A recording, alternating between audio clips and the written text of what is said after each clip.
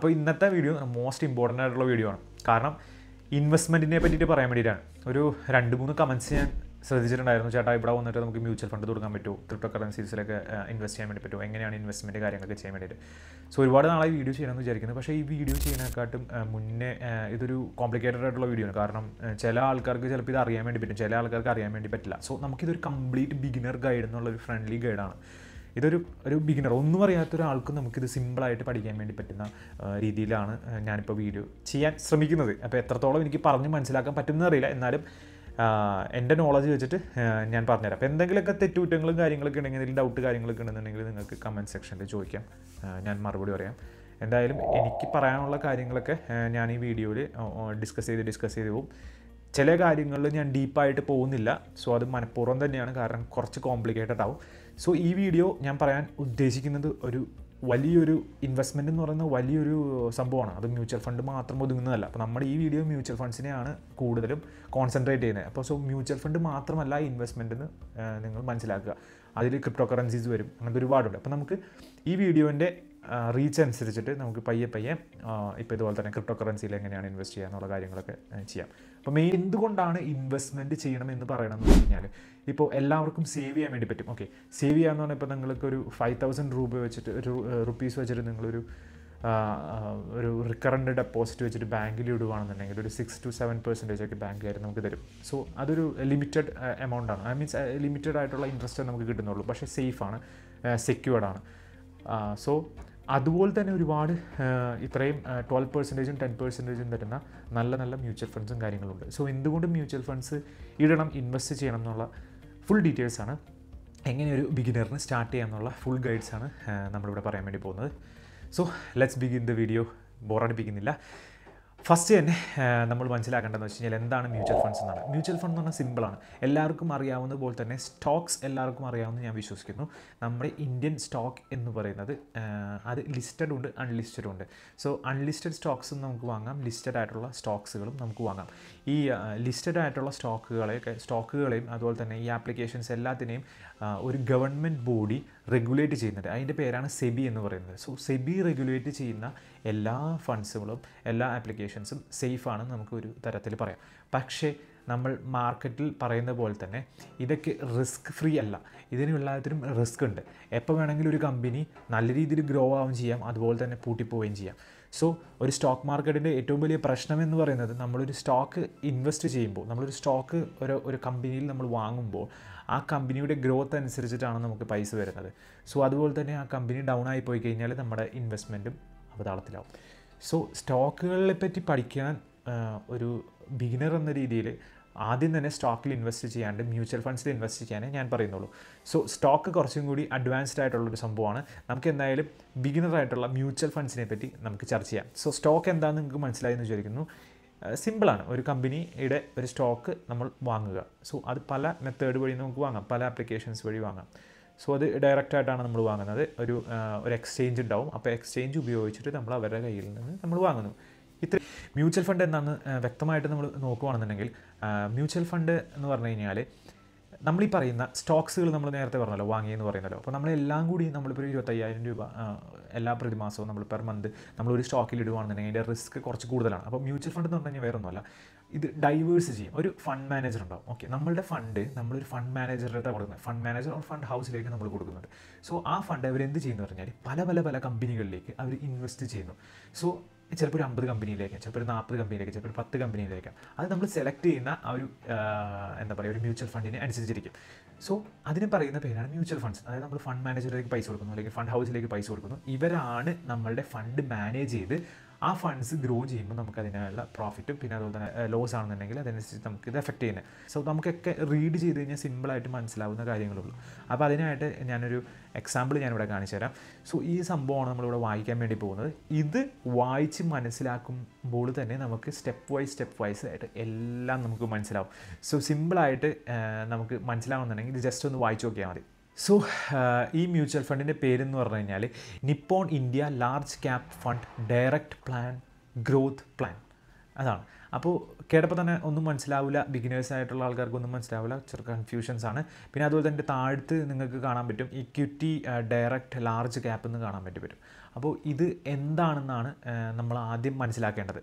അപ്പോൾ Nippon India, അതായത് അവരുടെ കമ്പനിയുടെ പേര് നിപ്പോൺ ഇന്ത്യ. അപ്പോൾ നമുക്ക് പ്രൊവൈഡ് ചെയ്യുന്ന ഫണ്ട് ഹൗസ് അല്ലെങ്കിൽ fund managers what ever we may call, അത് നിപ്പോണാണ് നമുക്ക് പ്രൊവൈഡ് ചെയ്യുന്നത്. ലാർജ് ക്യാപ്പ് ഫണ്ടിലാണ് ഇവർ ഇൻവെസ്റ്റ് ചെയ്യുന്നത് പറയുന്നത്. സോ ലാർജ് ക്യാപ്പ് ഫണ്ട് എന്താണ് എന്ന് നമുക്ക് മനസ്സിലാക്കണം. സോ അതിന് മുന്നേ എത്ര ക്യാപിറ്റൽ, അതായത് എത്ര ക്യാപ്പ് ഫണ്ട്സ് ഉണ്ട് നമുക്ക് മനസ്സിലാവണം. സ്മോൾ ക്യാപ്പ് ഉണ്ട്, മിഡ് ക്യാപ്പ് ഉണ്ട്, ലാർജ് ക്യാപ്പ് ഉണ്ട്. സ്മോൾ ക്യാപ്പ് എന്ന് പറഞ്ഞു കഴിഞ്ഞാൽ ഈ വളർന്നു വരുന്ന കമ്പനികളൊക്കെ കുറേ ലെവലുണ്ട്, ബട്ട് വളർന്നു വരുന്ന കമ്പനി എന്ന് പറഞ്ഞാൽ സ്മോൾ ക്യാപിറ്റൽ, അതായത് ക്യാപിറ്റൽ അവരുടെ ഫണ്ട് എന്ന് പറയുന്നത് സ്മോൾ ആയിരിക്കും. അതുപോലെ തന്നെ ലാർജ് എന്ന് പറഞ്ഞു കഴിഞ്ഞാൽ വലിയ ക്യാപിറ്റലുള്ള കമ്പനീസ് ആയിരിക്കും. ഫോർ എക്സാമ്പിൾ റിലയൻസ്, പിന്നെ മാരുതി, അതുപോലെ തന്നെ കമ്പനികളൊക്കെയാണ് ലാർജ് ക്യാപ്പിൽ വരുന്നത്.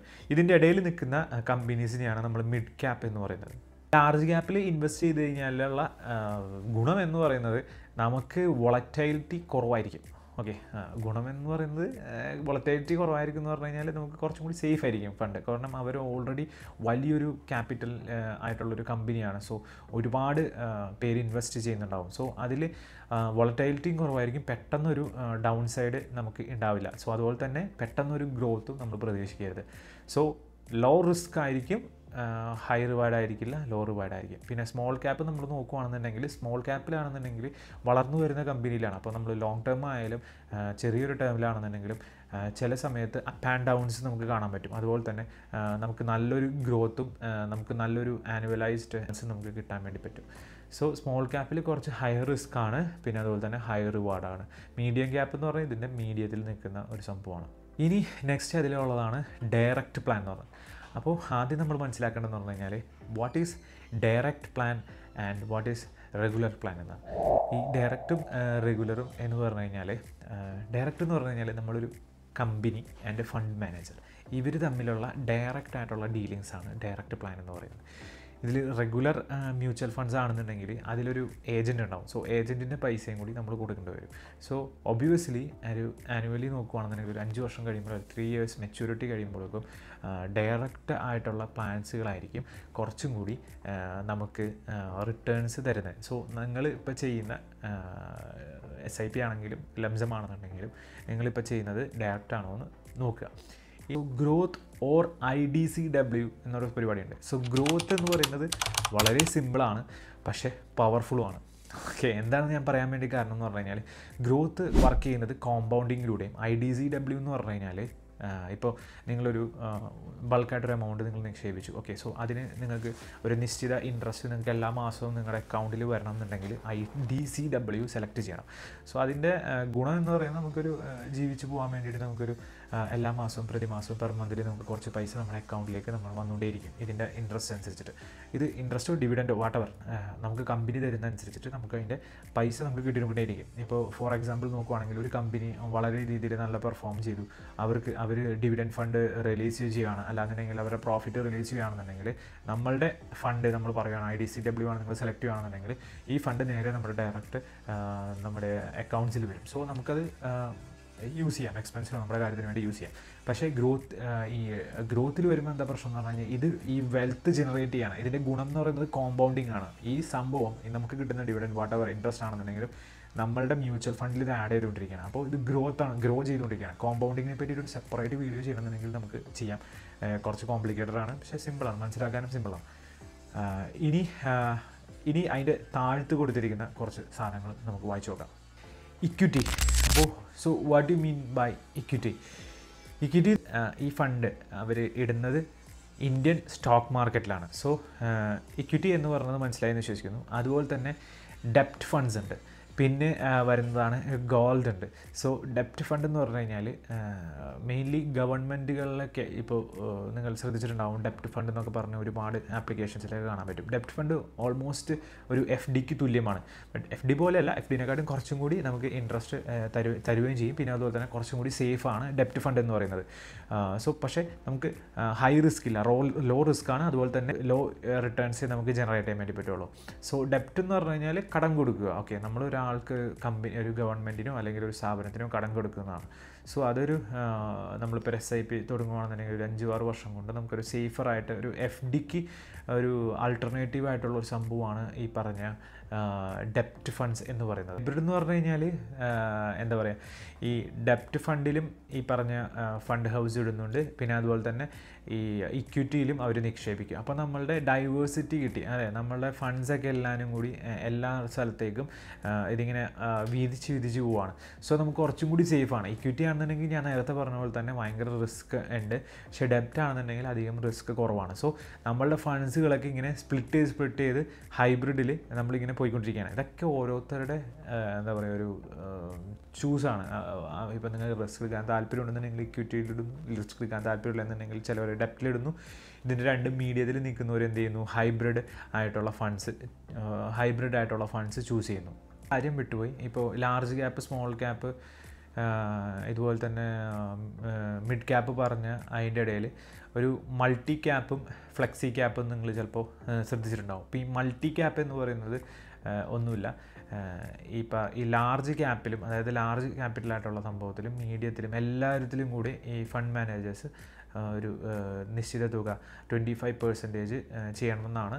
25% ഇങ്ങനെ കറക്റ്റായിട്ട് മിഡ് ക്യാപ്പിലും ലാർജ് ക്യാപ്പിലും സ്മോൾ ക്യാപ്പിലും കൂടി നിക്ഷേപിക്കും. സോ അത് മൾട്ടി ക്യാപ്പ്, അതായത് മൾട്ടി ആയിട്ട് എല്ലാത്തിലും നിക്ഷേപിക്കുന്ന സംഭവത്തിനാണ് മൾട്ടി ക്യാപ്പ് എന്ന് പറയുന്നത്. ഫ്ലെക്സി ക്യാപ്പ് ആണെന്നുണ്ടെങ്കിൽ ഈ ഫണ്ട് മാനേജേഴ്സിന് ഭയങ്കര ഫ്രീഡം ആയിരിക്കും, അവർക്ക് ചൂസ് ചെയ്യാം എവിടെയാണ് നമ്മളുടെ പൈസ നിക്ഷേപിക്കേണ്ടത്. സോ ഫ്ലെക്സി ക്യാപ്പും മൾട്ടി ക്യാപ്പും മനസ്സിലായെന്ന് വിശ്വസിക്കുന്നു. ഇനി ഇപ്പോൾ ഇത്ര കാര്യങ്ങളൊക്കെ നമ്മൾ പഠിച്ചല്ലോ, ഇനി എങ്ങനെയാണ് വാങ്ങേണ്ടതെന്ന് നമുക്ക് പഠിക്കണ്ടേ. സോ അതിന് വേണ്ടിയിട്ട് നമ്മൾക്കൊരു ബ്രോക്കർ വേണം. സോ ഞാൻ ഉപയോഗിക്കുന്നത് ഗ്രോയും IND മണി എന്ന് പറയുന്ന ഒരു ആപ്ലിക്കേഷനാണ്.